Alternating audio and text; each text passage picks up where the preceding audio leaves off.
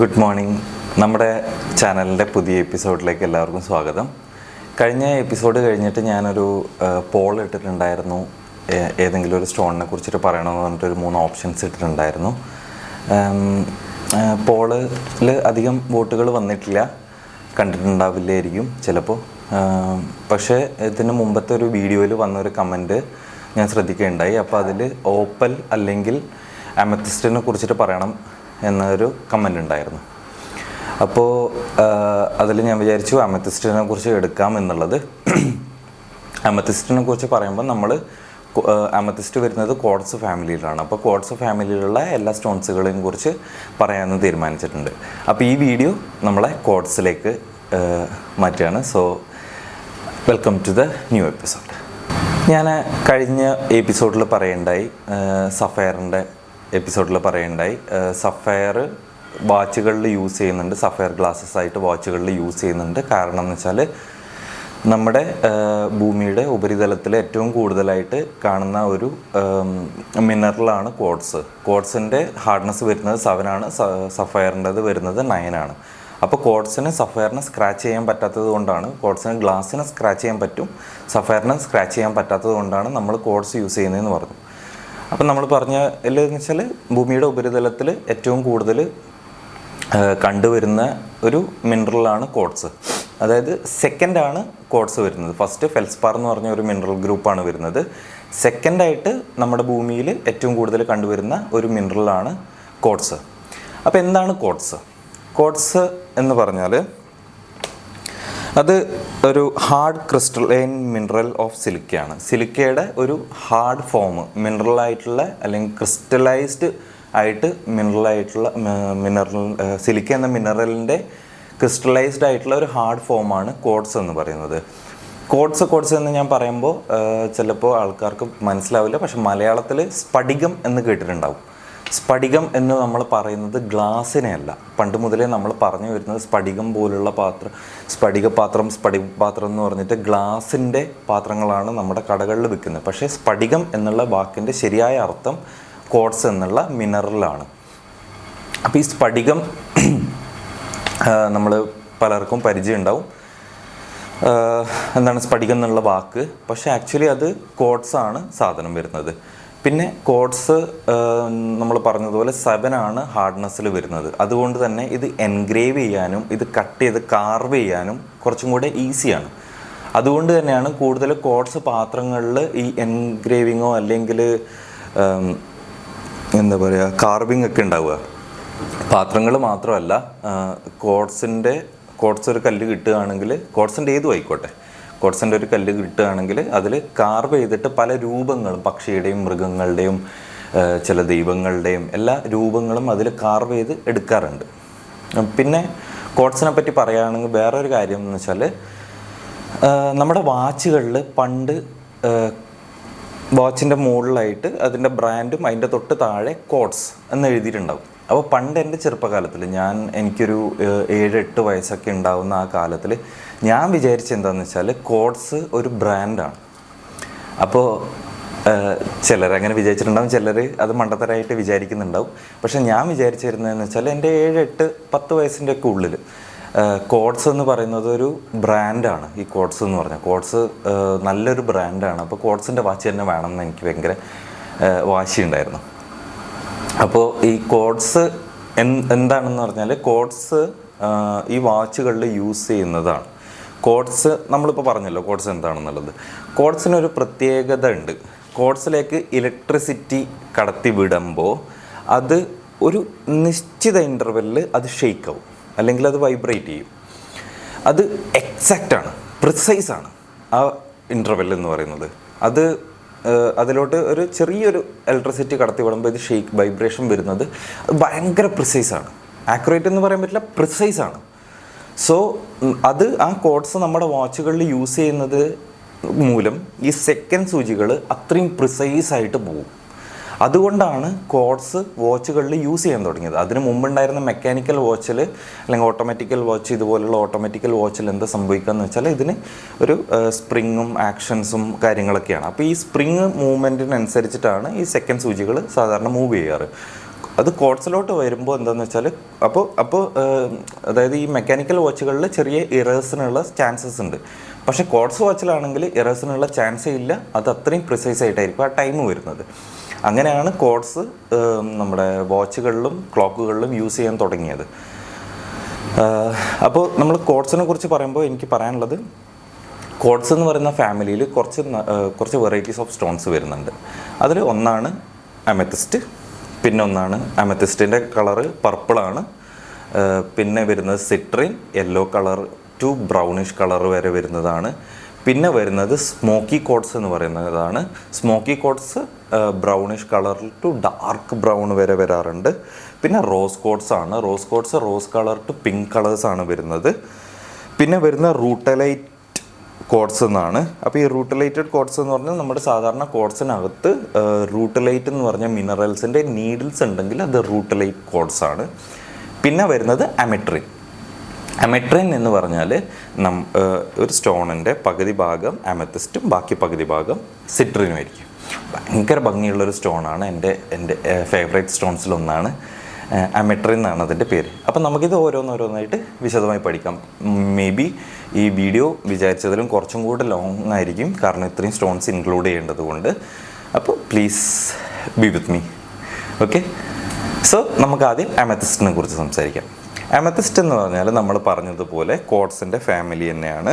കോഡ്സിൻ്റെ ഫാമിലിയിൽ wine purple colour അല്ലെങ്കിൽ purple colour അല്ലെങ്കിൽ വയലറ്റിഷ് കളർ എന്ന് വരുന്ന ആ ഒരു കളർ വരുമ്പോഴാണ് അത് അമെത്തിസ്റ്റ് ആവുന്നത്. അമെത്തിസ്റ്റിന് ആ പേര് കിട്ടിയത് ഏർലി ഗ്രീക്കാണ്.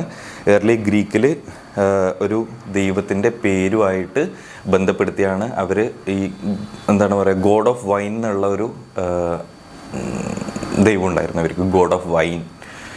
അപ്പോൾ ആ ദൈവത്തിൻ്റെ പേരുമായിട്ട് അനുബന്ധിച്ചാണ് ഇവർ അമെത്തിസ്റ്റ് എന്നുള്ള പേര് സ്റ്റാർട്ട് ചെയ്തത് തന്നെ. അതിൻ്റെ കാരണം അതിൻ്റെ ആ വൈൻ പർപ്പിളിൻ്റെ ആ ഒരു കളറ് കൂടുതലായിട്ടും വരുന്നത് കൊണ്ടായിരുന്നു. നമ്മുടെ 20th സെഞ്ച്വറി വരെ റഷ്യയായിരുന്നു അമെത്തിസ്റ്റിൻ്റെ ഏറ്റവും വലിയ സോഴ്സ്, അല്ലെങ്കിൽ മൈനിങ് ചെയ്തിരുന്നത് ഏറ്റവും കൂടുതൽ റഷ്യയിൽ നിന്നായിരുന്നു. പക്ഷേ 20th സെഞ്ച്വറിക്ക് ശേഷം ഇന്ത്യ, ബ്രസീൽ എന്ന് പറഞ്ഞ മറ്റുള്ള രാജ്യങ്ങളിൽ നിന്നും പിന്നെ നോർത്ത് അമേരിക്കയിൽ നിന്നൊക്കെ ആയിട്ട് ഒരുപാട് അമെത്തിസ്റ്റിൻ്റെ സോഴ്സുകൾ കണ്ടെത്താൻ തുടങ്ങിയിട്ടുണ്ട്. അപ്പോൾ അമെത്തിസ്റ്റ് എന്ന് പറയുന്നത് വളരെ ബ്യൂട്ടിഫുൾ ആയിട്ടുള്ളൊരു സ്റ്റോൺ തന്നെയാണ്.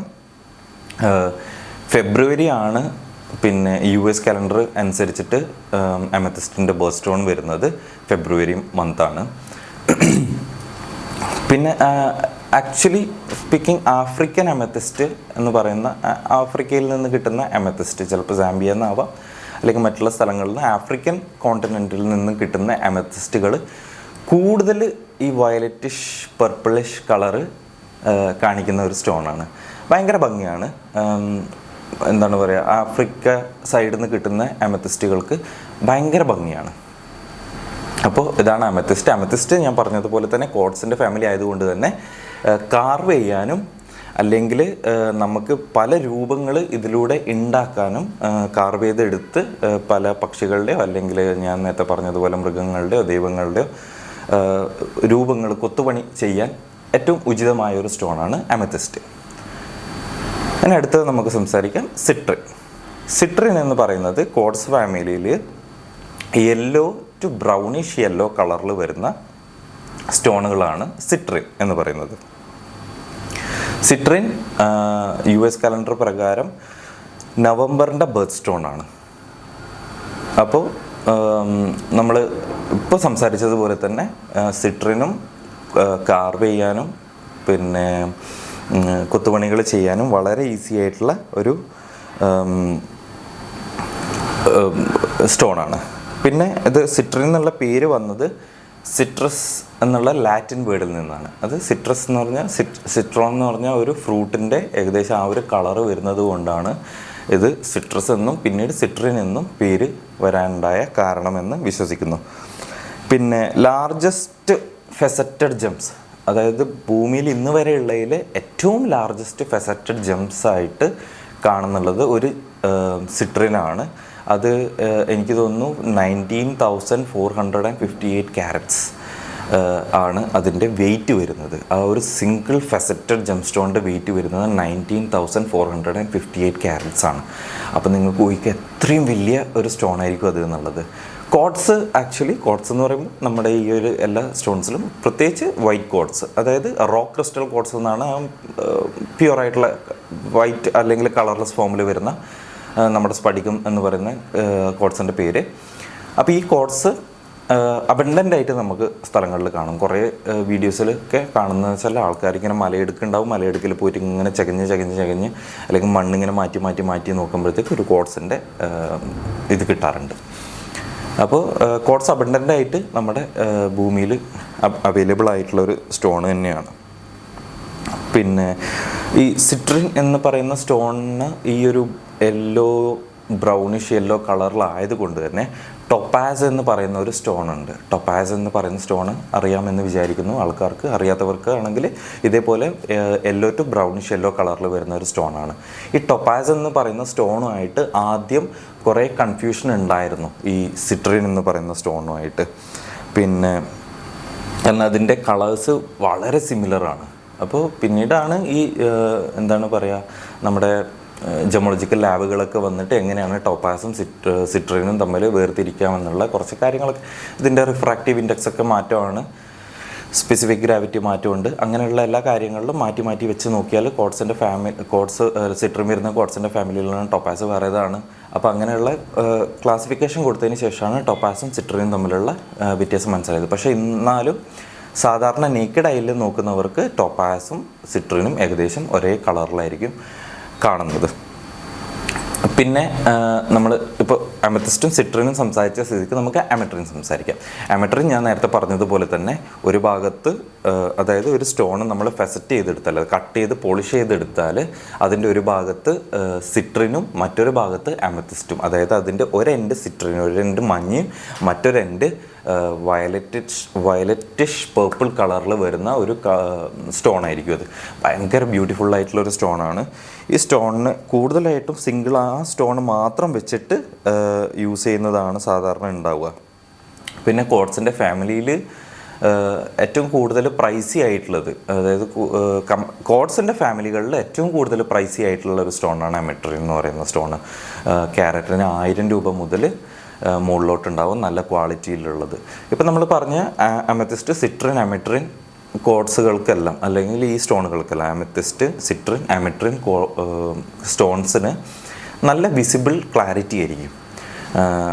എന്നുവെച്ചാൽ ക്രാക്കോ അല്ലെങ്കിൽ ഇൻക്ലൂഷൻസോ വളരെയധികം കുറവായിരിക്കും ഈ സ്റ്റോണുകളിൽ. ഇപ്പം ഞാൻ പറഞ്ഞ അമട്രിനിലായാലും അതുപോലെ തന്നെയാണ്. അത് അമട്രിൻ വിത്തൗട്ട് ഇൻക്ലൂഷൻ നല്ലൊരു കളർ ഡിഫറൻസ് വരുന്നുണ്ടെങ്കിൽ 2000-3000 രൂപ വരെ ക്യാരറ്റിന് പ്രൈസുകൾ ഉണ്ടാവാം. സ്റ്റോണിൻ്റെ സൈസും കൂടെ അനുസരിച്ചിട്ടാണ് ഇത് വരുന്നത്. നമ്മൾ മുൻപ് പറഞ്ഞ വീഡിയോകളിൽ ക്യാരറ്റ് പ്രൈസും കൂടെ പറയണമെന്ന് പറഞ്ഞിട്ടുണ്ടായിരുന്നു. ക്യാരറ്റ് പ്രൈസ് പറയാൻ പറ്റില്ല, കാരണം ഇപ്പോൾ എമറാൾഡിൻ്റെ ഒരു ക്യാരറ്റ് സ്റ്റോൺ നല്ല വിസിബിളായിട്ടുള്ള നല്ല ക്ലിയർ ആയിട്ടുള്ള ഒരു സ്റ്റോണിൻ്റെ പ്രൈസ് ഇത്രയാണെന്ന് എനിക്ക് പറഞ്ഞുതരാൻ പറ്റില്ല. കാരണം ഒരു ക്യാരറ്റിൽ ഇത്ര ക്ലാരിറ്റി നോക്കണം, പിന്നെ അതിൻ്റെ കളറ് നോക്കണം, ഇത് എവിടുന്നാണ് വന്നതെന്ന് നോക്കണം. അങ്ങനെയുള്ള കുറേ ഡിഫറെൻറ്റ് ഫാക്ടേഴ്സ് ഒരു പ്രൈസിങ്ങിൽ എന്താണ് പറയുക കോൺട്രിബ്യൂട്ട് ചെയ്യുന്നതുകൊണ്ടാണ് എനിക്കൊരു പ്രൈസ് കറക്റ്റായിട്ട് പറഞ്ഞു തരാൻ പറ്റാത്തത്. അപ്പോൾ എന്തെങ്കിലും പ്രൈസിങ്ങിനെ കുറിച്ചിട്ട് എന്തെങ്കിലും ഉണ്ടെങ്കിൽ തീർച്ചയായും നിങ്ങൾക്ക് എനിക്ക് വാട്സപ്പ് ചെയ്യാം. ഞാൻ എൻ്റെ വാട്സപ്പ് നമ്പർ ഇതിൻ്റെ അടിയിൽ കൊടുക്കാം, ഡിസ്ക്രിപ്ഷനിലും കൊടുക്കാം. വാട്സപ്പ് ചെയ്യാവുന്നതാണ്. എന്നാൽ പറ്റുന്ന എല്ലാ ഹെൽപ്പുകളും ഞാൻ ജമോളജിയുമായിട്ട് സംബന്ധിച്ചിട്ടുള്ള സഹായം ചെയ്തു തരുന്നതാണ്. ഓക്കെ, സോ നമ്മൾ ഇനി അടുത്ത കോഡ്സിൻ്റെ ഫാമിലിയിലോട്ട് പോവാം. സ്മോക്കി കോഡ്സ് എന്നാണ് അതിൻ്റെ പേര് വരുന്നത്.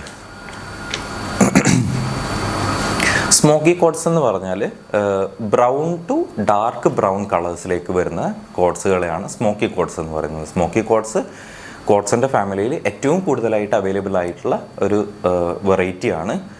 അതേപോലെ അത് ഏറ്റവും ഇൻഎക്സ്പെൻസീവ് ആയിട്ടുള്ള വെറൈറ്റിയും കൂടിയാണ്. സ്മോക്കി കോഡ്സ് ഏറ്റവും കൂടുതൽ യൂസ് ചെയ്യുന്നത് ജ്വല്ലറികളിൽ യൂസ് ചെയ്യുന്നുണ്ട്. പക്ഷേ പ്ലെയിൻ ആയിട്ട് യൂസ് ചെയ്യുന്നതിന് പകരം ഫാൻസി കട്ടുകളിലും കാർവ് ചെയ്തെടുത്ത പീസുകൾ ജ്വല്ലറിയിൽ യൂസ് ചെയ്യുന്നതിനും, അതേപോലെ കാർവ് ചെയ്തെടുത്ത പീസുകൾ നമ്മൾ ഡെക്കറേറ്റീവ് ഐറ്റംസ് ആയിട്ടാണ് യൂസ് ചെയ്യാൻ ഏറ്റവും കൂടുതൽ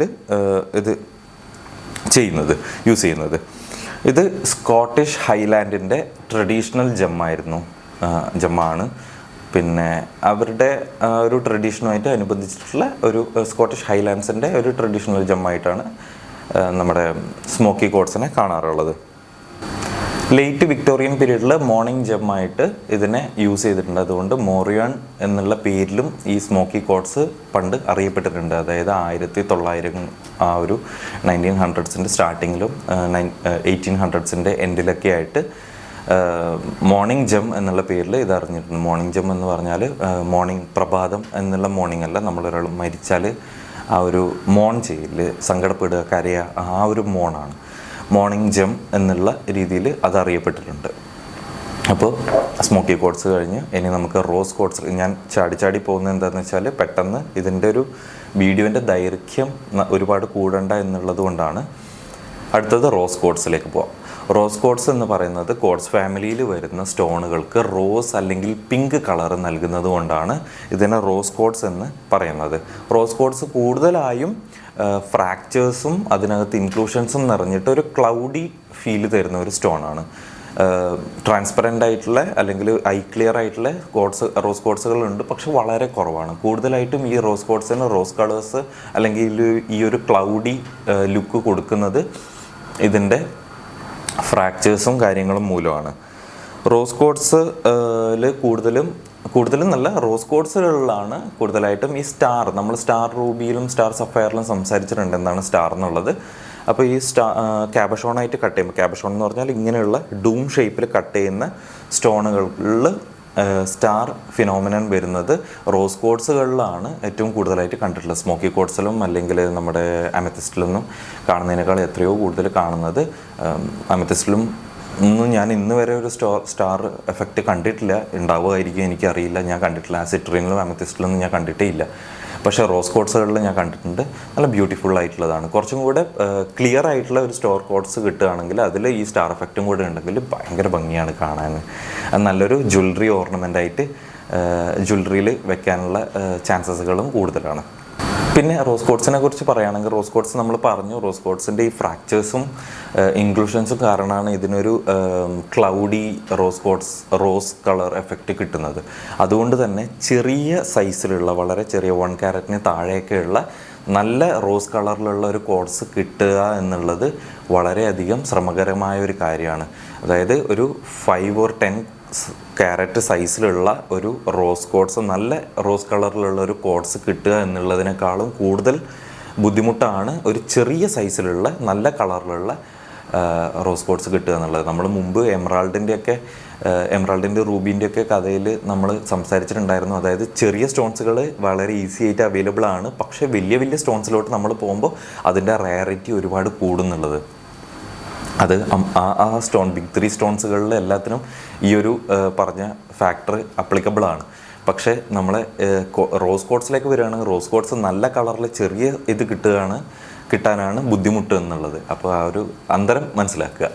ഓക്കെ, ഇനി നമുക്ക് സംസാരിക്കാം റൂട്ടലൈറ്റഡ് കോട്ട്സ്. നമ്മൾ ബിഗിനിങ്ങിൽ പറഞ്ഞതുപോലെ തന്നെ റൂട്ടലൈറ്റഡ് കോട്ട്സ് എന്ന് പറഞ്ഞാൽ കോട്ട്സ് സാധാരണ ഉള്ളൊരു കോട്ട്സിനകത്ത് ഈ റൂട്ടൈൽ എന്ന് പറഞ്ഞ മിനറൽസിൻ്റെ നീഡിൽ, അതായത് ഒരു നീഡിൽ പോലുള്ള വരകൾ കാണുകയാണെങ്കിൽ അത് റൂട്ടലൈറ്റഡ് കോട്ട്സ് ആണ്. കോട്ട്സിൻ്റെ അകത്ത് റൂട്ടൈൽ നീഡിൽസ് കയറിയിട്ടുണ്ട് എന്നുള്ളതാണ്.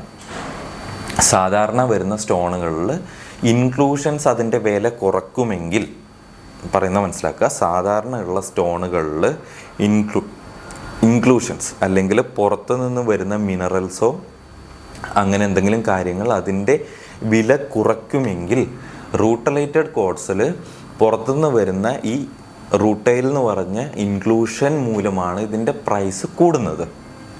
മനസ്സിലായി എന്ന് വിചാരിക്കുന്നു. ഇല്ലെങ്കിൽ ഒരു വട്ടം കൂടെ ബാക്ക് അടിച്ച് കാണുക. പിന്നെ എന്ന് വെച്ചാൽ ഈ റൂട്ടലൈറ്റഡ് കോട്ട്സ്, ഈ റൂട്ടൈൽ നീഡിൽസ് വരുന്ന കോട്ട്സിൽ റൂട്ടൈൽ നീഡിൽസിൻ്റെ ആ ഒരു എന്താ പറയുക അറേഞ്ച്മെൻറ്റ്സും കൂടെ ശ്രദ്ധിക്കണം. അതായത് എല്ലാം ഒരേ രീതിയിൽ ഹൊറിസോണ്ടൽ ലൈനിലാണ് പോകുന്നതെങ്കിൽ അതിൻ്റെ വില പിന്നീടും കൂടും. ഹൊറിസോണ്ടലോ വെർട്ടിക്കലോ ഏതെങ്കിലും ആയിക്കോട്ടെ, വില പിന്നീടും കൂടും. പക്ഷേ അൺഈവൺ ആയിട്ട് ഒരുപാട് ഡിസ്ട്രിബ്യൂട്ട് ചെയ്യുന്നതാണെങ്കിൽ അതിൻ്റെ വില കമ്പാരിറ്റീവ്ലി കുറയും. പക്ഷേ സാധാരണ കോട്ട്സിനേക്കാളും കൂടും. പക്ഷേ ഞാൻ പറഞ്ഞ പോലെ ഈവൻലി സ്പ്രെഡ് ആയിട്ടുള്ള ഇതിനേക്കാളും കൂടും. അപ്പോൾ അത് അങ്ങനെയുള്ളൊരു കാര്യമുണ്ട്. അതായത് ഇൻക്ലൂഷൻ മൂലം വില കൂടുന്ന ഒരു സ്റ്റോണാണ് റൂട്ടലൈറ്റഡ് ക്വാർട്സ്. പിന്നെ ഈ റൂട്ടലൈറ്റഡ് ക്വാർട്സ് റൂട്ടൈൽ നീഡിൽസ് ഒരുപാട് കൂടിയിട്ട് ഈ ട്രാൻസ്പെറൻ്റ് ആയിട്ടുള്ള ജെമ്മ് ഓട്ടോമാറ്റിക്കലി ഈ നീഡിൽസിൻ്റെ കാരണം ഒപ്പേക്കാവും എന്ന് പറഞ്ഞാൽ ഒന്നും കാണാൻ പറ്റില്ല. ലൈറ്റ് അതിലൂടെ ഉള്ളിലൂടെ പാസ്സാവാത്ത രീതിയിൽ വരും. അങ്ങനെയുള്ള സ്റ്റോൺസ് ബ്ലാക്ക് കളറിൽ കാണാറുണ്ട്. റൂട്ടൈൽ നീഡിൽസ് സാധാരണ സിൽവർ, ഗോൾഡാണ് സാധാരണ കാണുക. സിൽവർ, ഗോൾഡ്, ബ്രൗണ്, ബ്ലാക്ക് എന്നുള്ള കളേഴ്സിൽ റൂട്ടൈൽ നീഡിൽസ് കാണാൻ പറ്റാറുണ്ട്. അതിൽ ഗോൾഡൻ കളേഴ്സ് വന്നാൽ കുറച്ചും കൂടെ ഫേവറബിളായിട്ട് ആൾക്കാർ എടുക്കാറുണ്ട്. കാരണം അതിൻ്റെ ഒരു ഭംഗി വേറെ തന്നെയായിരിക്കും. അപ്പോൾ ഇതാണ് നമ്മുടെ ക്വാർട്സ് ഫാമിലിയിൽ വരുന്ന സ്റ്റോണുകളുടെ ഒരു കഥ, അല്ലെങ്കിൽ ഒരു രക്തചുരുക്കം എന്ന് പറയാൻ പറ്റുന്നത്. കൂടുതലായിട്ട് നമുക്ക് എക്സ്പ്ലെയിൻ ചെയ്യാനുള്ള ഒരു പരിധി അല്ലെങ്കിൽ പരിമിതി ഈ വീഡിയോൻ്റെ ലെങ്ത്തിനെ ബാധിക്കും എന്നുള്ളത് കൊണ്ടാണ് ഇത്രയും ചുരുക്കുന്നത്. പിന്നെ അപ്പോൾ കൂടുതലായിട്ട് ഏതെങ്കിലും ഒരു സ്റ്റോണിനെ കുറിച്ച് അറിയണമെന്നുണ്ടെങ്കിൽ തീർച്ചയായും കമൻറ്റ് ചെയ്യുക. സന്തോഷത്തോടെ ഞാൻ വിവരിച്ചിരുന്നതായിരിക്കും. പിന്നെ ഒരു സന്തോഷ വാർത്ത ഉള്ളതെന്ന് വെച്ചാൽ നമുക്ക് 50 സബ്സ്ക്രൈബേഴ്സിന് മുകളിലായിട്ടുണ്ട്. നമ്മുടെ വീഡിയോസ് എല്ലാം ഏകദേശം 200+ ആൾക്കാർ കാണുന്നുണ്ട്. അപ്പോൾ എല്ലാവർക്കും നന്ദി, സപ്പോർട്ട് ചെയ്യുന്ന എല്ലാവർക്കും നന്ദി. ഈ ഒരു സബ്ജക്റ്റിൽ ആൾക്കാർക്ക് താല്പര്യമുണ്ടെന്ന് മനസ്സിലാവുന്നുണ്ട്. സോ ഒരുപാട് നന്ദിയുണ്ട്.